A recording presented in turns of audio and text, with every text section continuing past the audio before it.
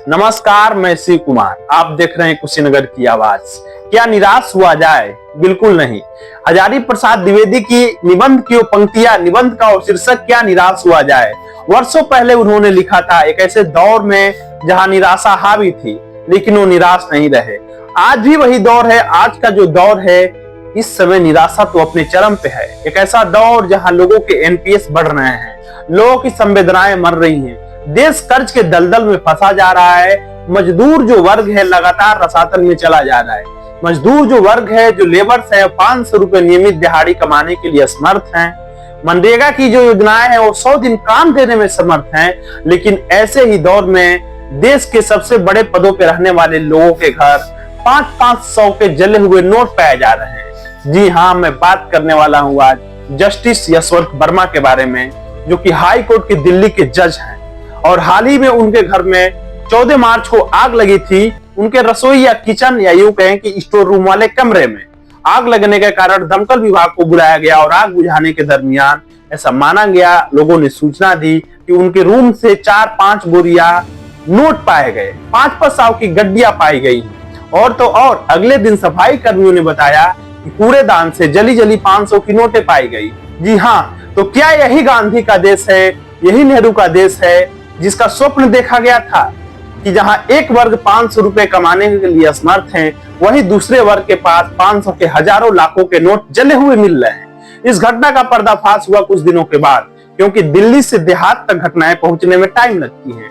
देश का विकास भले हो गया, देश के गांव को भले इंटरनेट से और चीजों से जोड़ दी गई है, लेकिन बड़े मैटर्स होते हैं, बड़े मुद्दे होते हैं तो टाइम लगता है न्यूज पहुंचने में।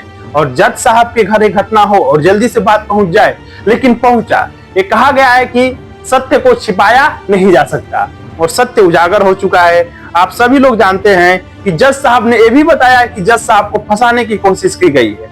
आज तक जो अपराधी होते थे, जो जज साहब के सामने पेश होते थे, तो कहते थे जज साहब मुझको फंसाने की कोशिश की गई है।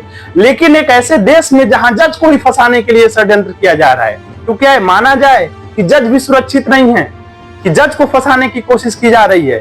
जज साहब का भी वैसा कोई बेहतर जवाब नहीं आया। बहुत सारे बयान दे रहे हैं, लेकिन जो जवाब की जरूरत है, जिस जवाब की जरूरत है देश की जनता को, जवाब नहीं मिला है। क्योंकि जज साहब बताने वाले नहीं है कि उनके सरकारी बंगले में नोटों की बंडलें, नोटों की बोरियां कहां से आई। क्या माना जाए कि देश की जो न्यायपालिका है वो बिक चुकी है? लोगों को न्यायपालिका से भरोसा उठ गया है। लोग इस सपने से जो ना सो छोड़ दें कि उनके साथ अगर अन्याय होगा तो न्याय की गुहार लगाने के लिए जाएंगे जज साहब के पास। क्योंकि जज साहब के घर पैसा मिलना बड़ी बात है। आम जनता के घर मिलता है तो ईडी, सीबीआई, जो भी सरकारी एजेंसियां वो पहुंच जाती हैं।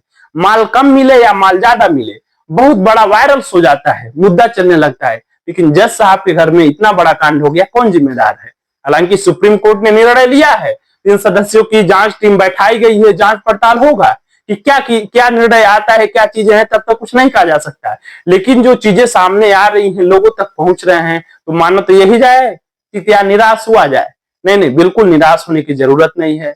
सोने की चिड़िया रही है हमारी देश, हमारी जो देश रहा है, महापुरुषों की जमी रहा है। तो इस देश में निराशा तो बिल्कुल हावी नहीं होने दिया जाना चाहिए। लेकिन एक चीज बताना जरूरी है कि इस देश की जनता कब जागरूक होगी, इस देश के आम जनमानस के लोग कब जागरूक होंगे, जहां हजारों दिन लग जाते हैं न्याय मिलने में। सुप्रीम कोर्ट में, हाई कोर्ट में, जो भी लोकल्स के कोर्ट हैं, उसमें हजारों लाखों केस पहले से ही पेंडिंग में पड़े हुए हैं। तो ये चीज देखा जाए कि ये जो देश है, इसका न्याय बिक चुका है, लोग की उम्मीदें खत्म हो गई हैं। तो यही तो माना जाएगा कि जब जज से साहब के घर से पैसे मिल रहे हैं, लाखों के पेंडिंग में हैं, लोगों को जिस न्याय की गुहार है वो नहीं मिल रहा है, तो पहला पक्ष जो अपराधी का है, क्या ये भी माना जाए कि वो पैसे देकर के जज साहब को खरीद ले रहा है? ये मेरा सवाल नहीं है, वो देश की जनता की सवाल है। क्योंकि जज साहब के घर इतना पैसा मिलना कारण तो बनता है, सवाल तो लाजमी है। इसलिए निराश होने की जरूरत नहीं है, हमें एक उम्मीद जलाए रखने की जरूरत है। एक ऐसे दौर में जहां अंधकार है, एक ऐसे दौर में जहां बेईमानी है, एक ऐसे दौर में जब इस देश के जो जनप्रतिनिधि हैं, जो जिम्मेदार लोग हैं, अपनी जिम्मेदारी सही से नहीं निभा रहे हैं।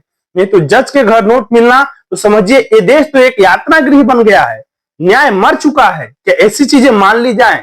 तो जो भी चीजें माननी होंगी उसका निर्णय तो इस देश की जनता करेगी। जांच बैठा दी गई है जज साहब के ऊपर, जस्टिस वर्मा जी के ऊपर, देखिए निर्णय में क्या निकल के आता है।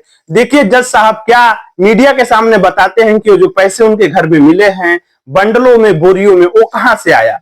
क्या किसी से पैसे लेकर के न्याय दिया गया या कोई माल खरीदने के लिए वो पैसे रखे थे? क्योंकि अगर इतना बड़ा पैसा रखे थे अपने पास जज साहब रख रहे हैं, तब तो देश के जो भी आरपीआई के द्वारा जारी लाइसेंस है बैंकों को बंद कर देना चाहिए। एचडीएफसी है, स्टेट बैंक ऑफ इंडिया है, पंजाब नेशनल है, बैंक ऑफ बड़ौदा है, तमाम जो सरकारी बैंक है, प्राइवेट बैंक है, इनको बंद कर देने की जरूरत है।